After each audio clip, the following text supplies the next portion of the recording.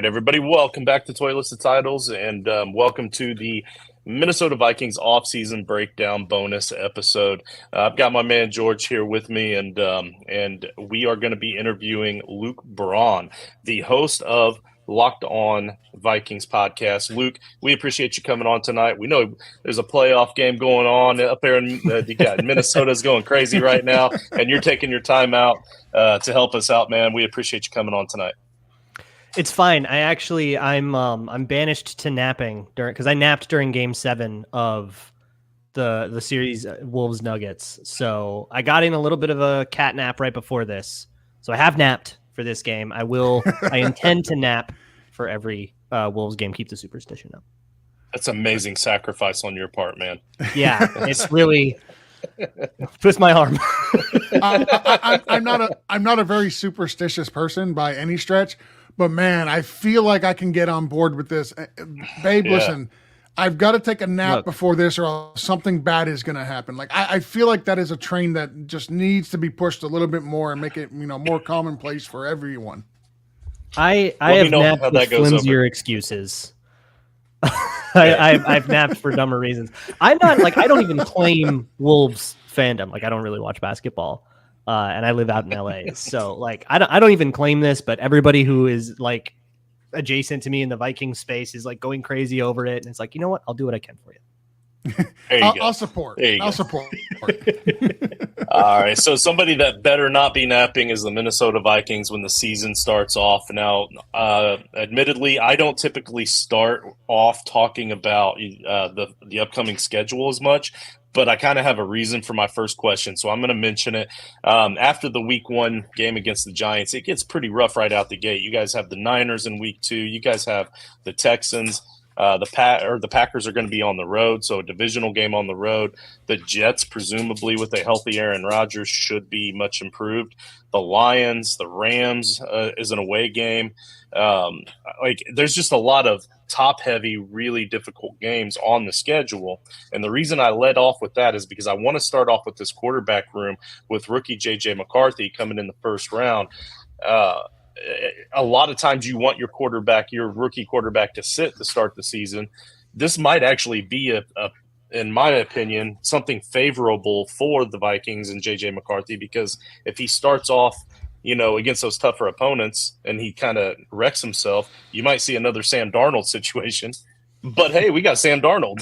So I'm presuming that they're probably going to start off with Sam Darnold. I'm sure they haven't announced anything.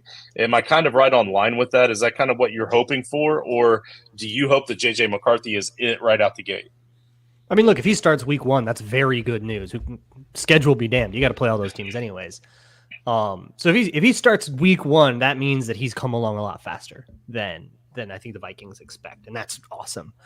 I think the trigger here, I don't know if you're looking at those teams going, well, this one's good and this one's bad, and we've got a couple of bad teams here. Let's put the rookie in here, because we just don't know that very well.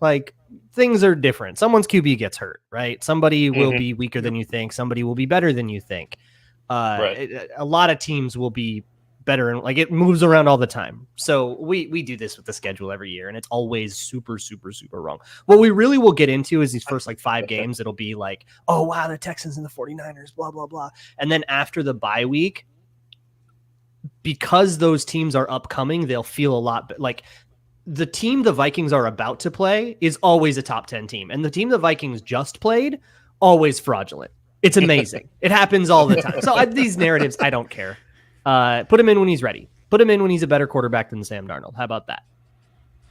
So we're going to stick here with JJ McCarthy.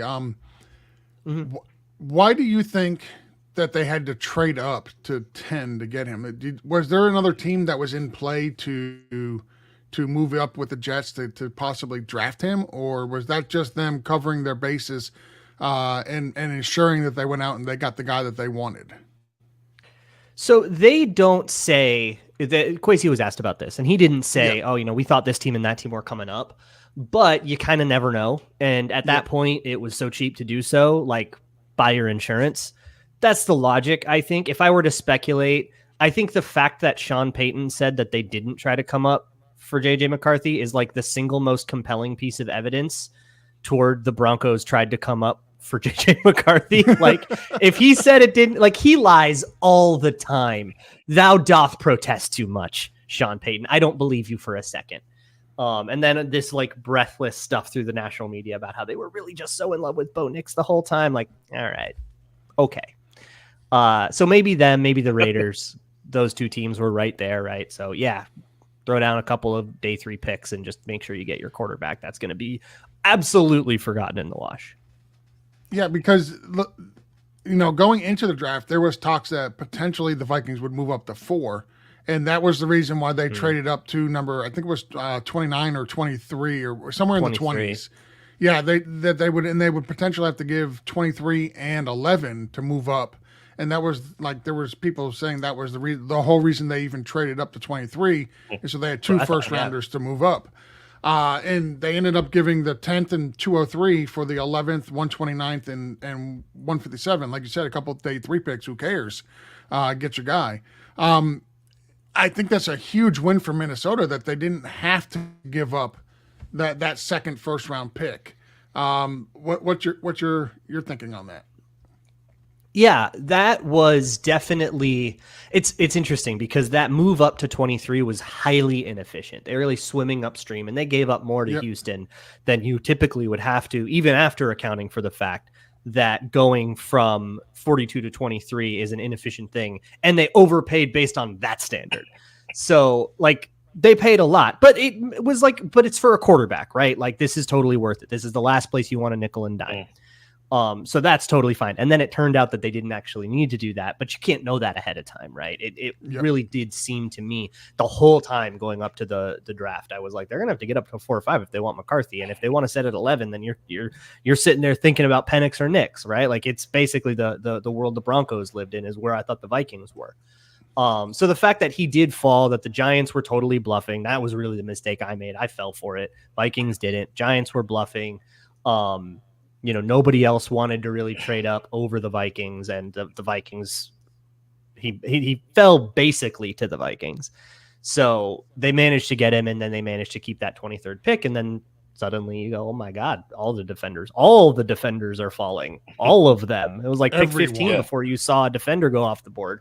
So they got a top 3 defender in this draft by mathematics, and their quarterback. Like that kind of rules. Yeah. It was a great draft for the Vikings. They got obviously they got McCarthy. They got Dallas Turner from Alabama, the outside linebacker. And that was, they only had 2 day 1, day 2 picks. But I mean, when you walk out of there with the Dallas Turner and JJ McCarthy, like you can't be upset about this. Like that is you just you put your whole draft into those 2 guys basically, and then you get some day 3 stuff, and we can talk about the kicker and like a couple of linemen and stuff. But like you basically put all of your valuable assets into getting a quarterback and a premier edge rusher, and that's that's not that hard to sell.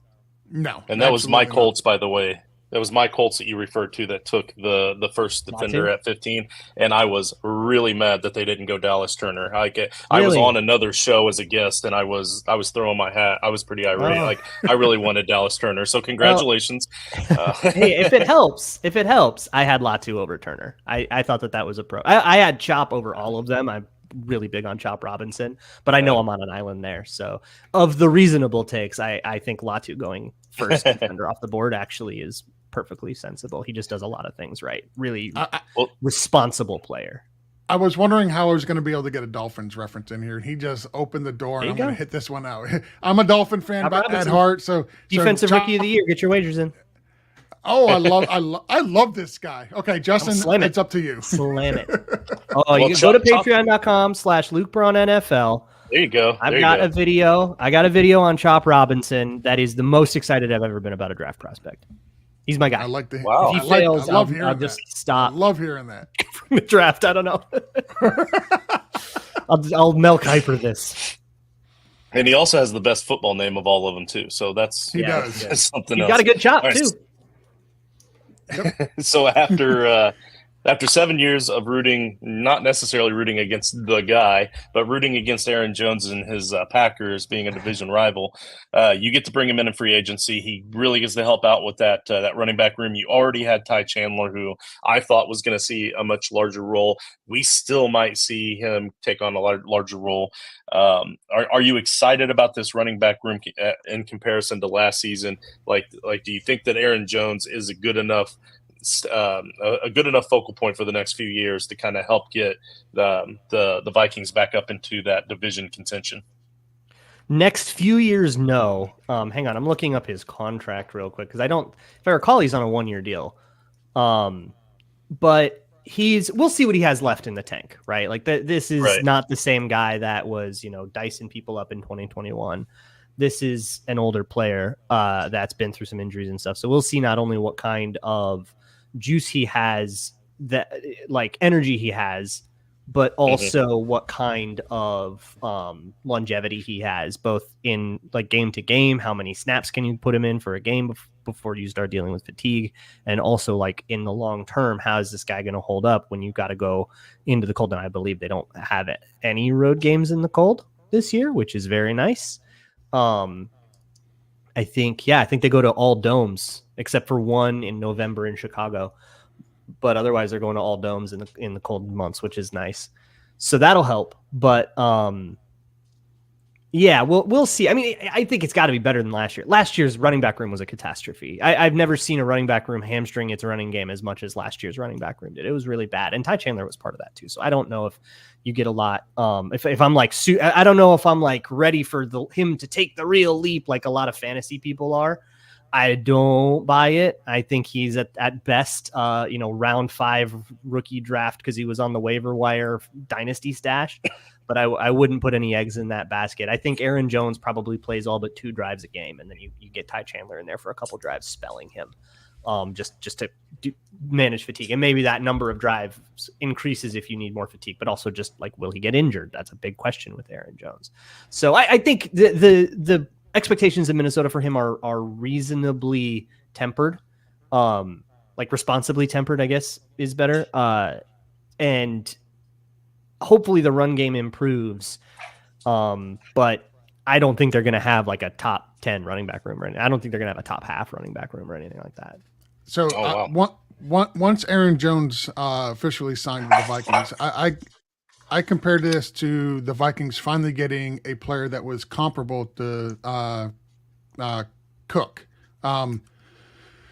It not to Dalvin Cook, and not saying that they're getting Dalvin hurt. Yeah, sure. Well, not prime Dalvin Cook, but like somebody who has the comparable skill set to where he can. He's effective in the passing game. He's good at pass blocking. He can run between the tackles if needed. But it's an upgrade over what they had there last year. I mean, yeah, that's a low bar, but yeah. What he gives you is that he reads out the runs properly and he'll hit the hole with authority. That's more than what they had last year. Yes, that is kind of the bare minimum for the position. And he can kind of have those like slashing zone runs, which is probably why you're visually seeing a lot of Cook. Wearing the same number, same hairstyle too. Like I'm sure that doesn't hurt, but those like kind of slashing zone runs where you pick a gap, you hit it, you've got a lot of space and you have a lot of speed. So you can just be really hard to get an angle on. And then those plays can go explosive from there. That's what you're hoping with him.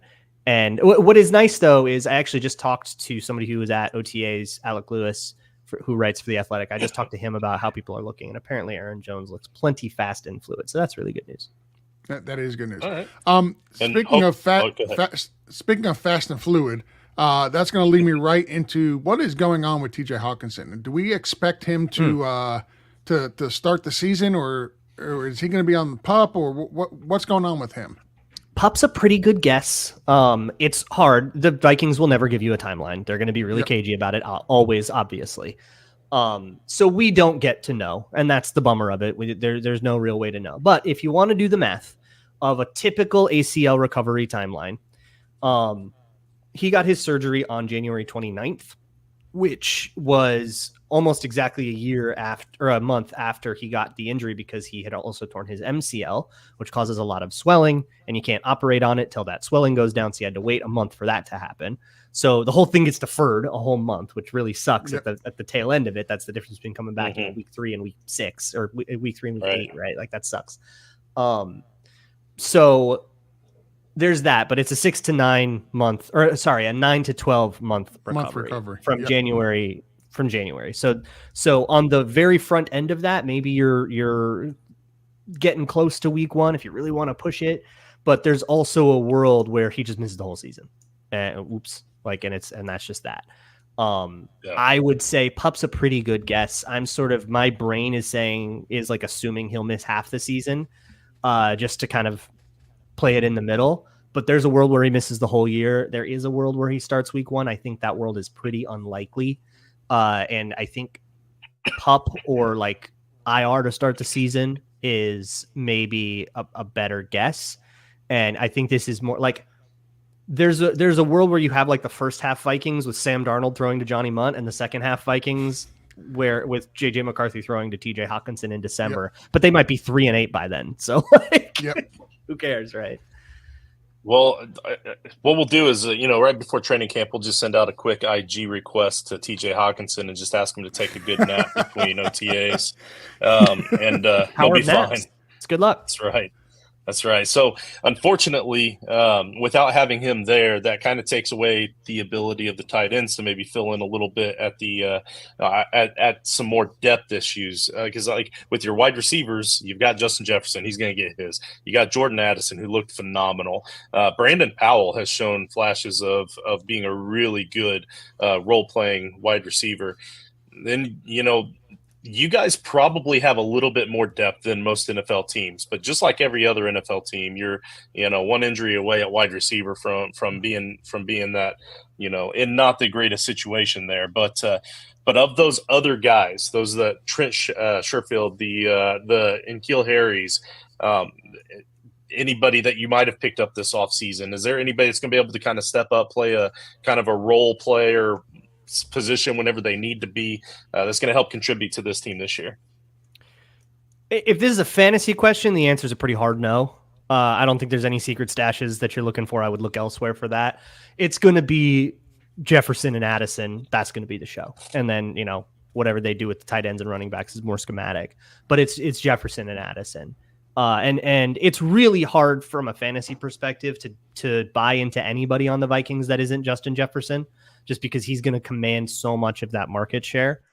Where we're at right now and on the actual field is a pretty wide open competition for wide receiver 3. Justin Jefferson's not at OTAs right now as he negotiates the contract. That's normal procedure. But what that means is that with the first team, you have 2 second team wide receivers in the game, probably in any given drill. So you'll have, Powell and Naylor are the one, Jalen Naylor. Second year guy, who has, what year is it, man? Who he's got an interesting, sort of tenuous position right now, because he did seem sort of poised to jump off the depth chart and really make some noise. And then he got hurt for a lot of the season. And when he came back, he was sort of relegated to running clear outs and distraction routes, and he didn't really have a place in the offense. So he's, I think, trying to reclaim that. And so he and Powell are probably the 2 front runners for wide receiver 3, with Trent Sherfield getting in there. Tristan Jackson's maybe your only other name that's interesting. But I mean, we're getting into guys that like also might not make the team at that point. I think Brandon Powell's probably as safe as he's ever been to make a team, because Kevin O'Connell loves him. He's got a distinct role on special teams, and he also probably is just a front runner for wide receiver 3. So even if he loses that battle, like you're the 4th guy, he'll make the team. But I think after that, nobody on that list would surprise me to see them get cut. You did give me enough time there to look it up. It is Naylor's 3rd year. It's his 3rd year. And goodness. Whew. Also, I heard a funny stat, not that we have to talk about him, but Robert Tonyan, this is his 4th team in the NFC North. They're excited about him. He's kind of he's made the circle. Yeah, he is your, oh no, we're not going to get TJ Hawkinson back till Thanksgiving. We need a guy that's not Johnny Munt.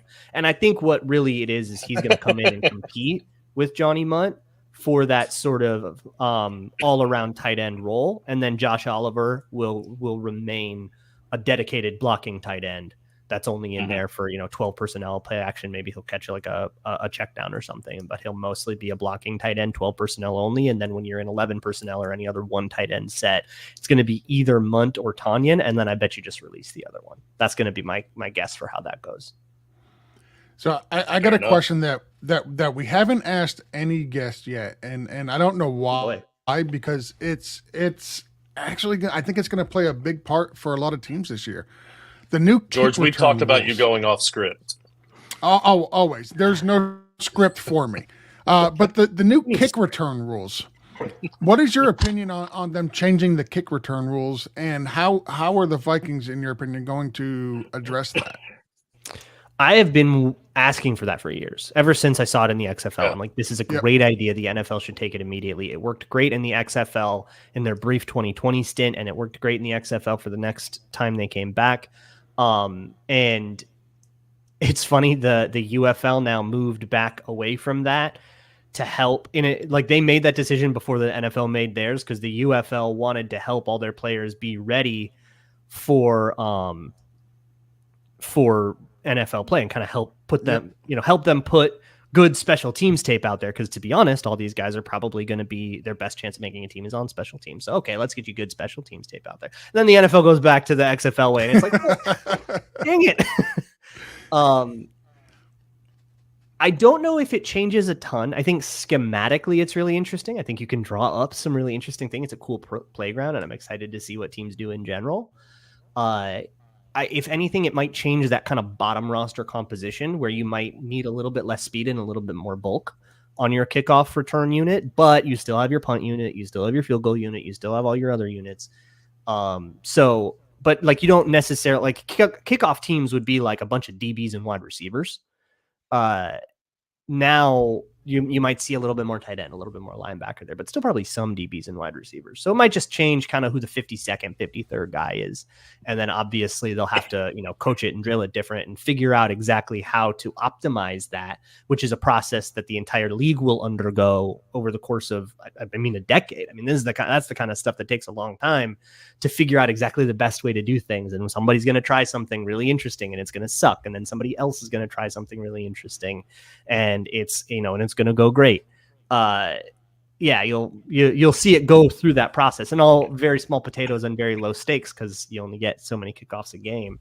But you'll see that process happen over the long term. I'm excited to see that, and also it's just great for player safety, and it brings the kickoff back. You don't just have this kind of like, let's just like eyes glaze over as we go like from a touchdown to commercial, extra point, commercial, kickoff you don't have to pay attention to, commercial, and then you're, oh, whoa, it's second down because I stopped paying attention because there wasn't any football for 20 minutes.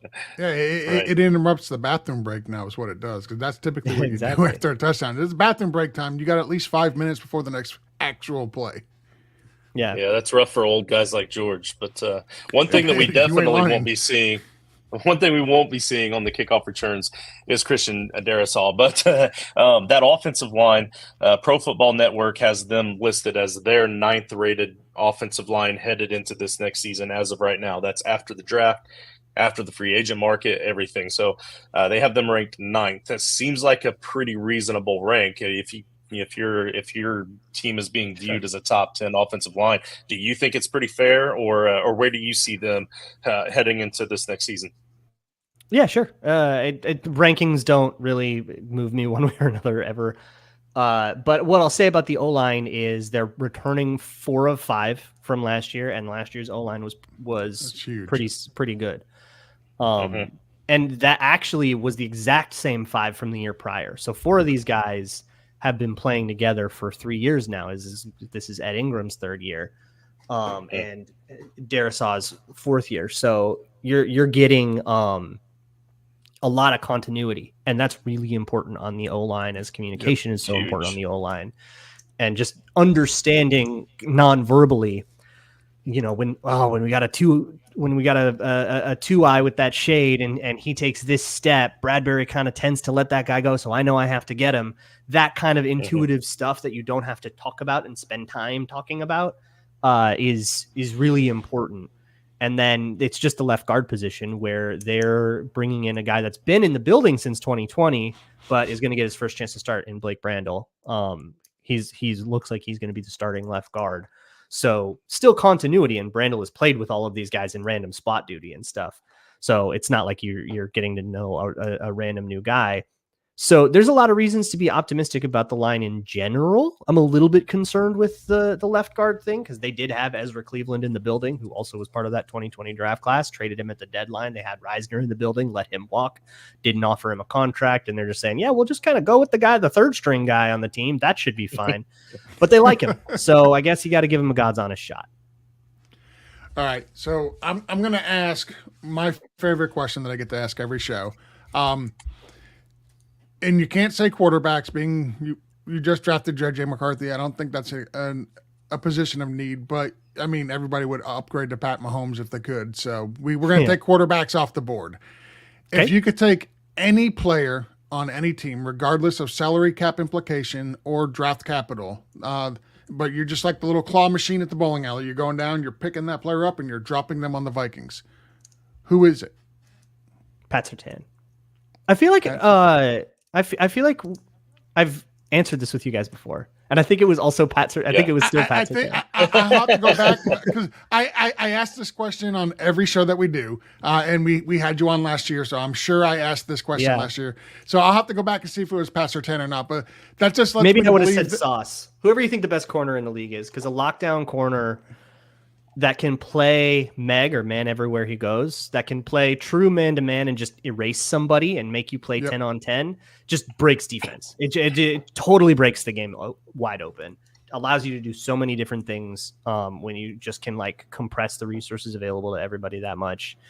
And I think that Sauce has that impact for the Jets. I think Surtain has that impact for the Broncos. So yeah, give me one of those guys. Is that because you think the Broncos cornerback room is the weak spot on the team, or? No, it's just the Vikings or the Vikings. Yeah, well, we all know there's more than one weak spot for the Broncos. I'm sorry. Yeah, I mean, in a previous world too, it would have been almost unfair, and you probably would have had everybody saying like Aaron Donald too, which would that kind of guy. But now he's retired, so he's off. That was the other most popular one last year was Aaron Donald. Yeah, we've already gotten an Aaron Donald this year too. Sure, man, take him out of retirement.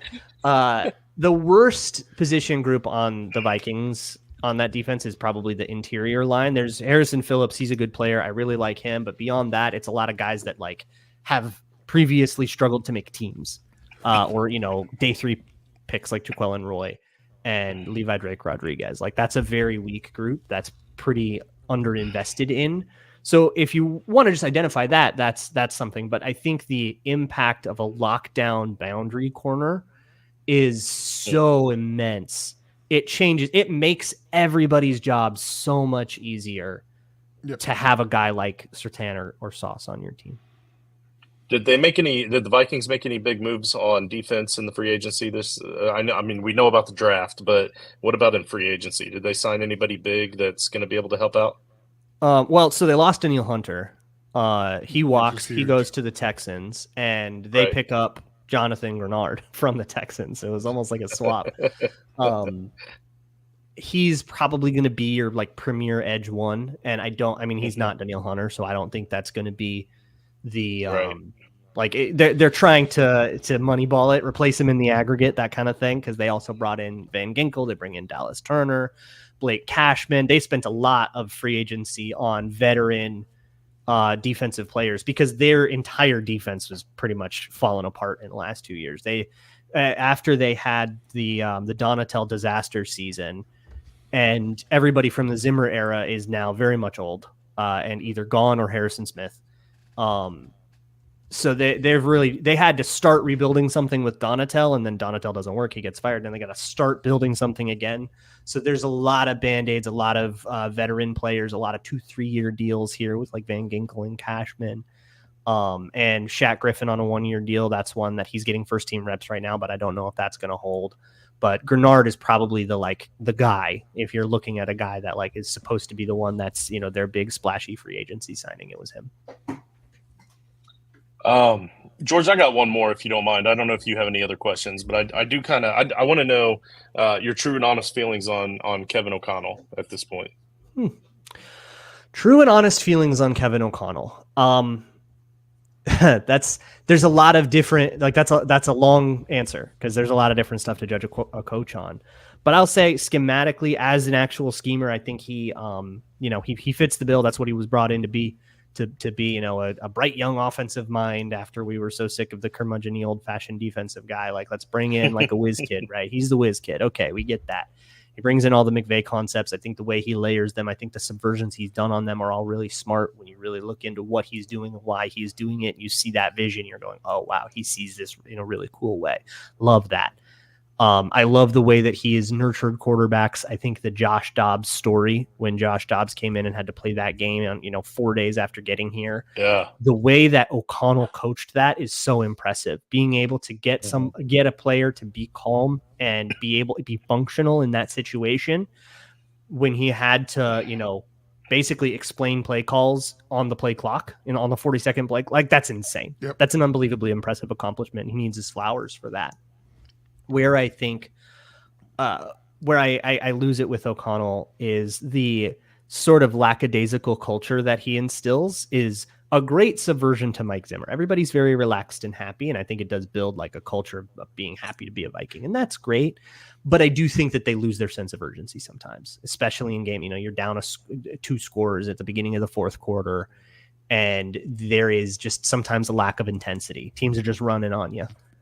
And running out the clock on you, even though you really, really, really need to stop right now.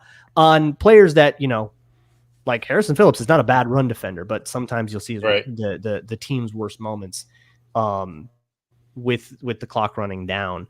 And, they had a great situational season in 2022. They were very, very good at understanding, it's 3rd and 5, where the sticks are, where the sideline is, what we need to do.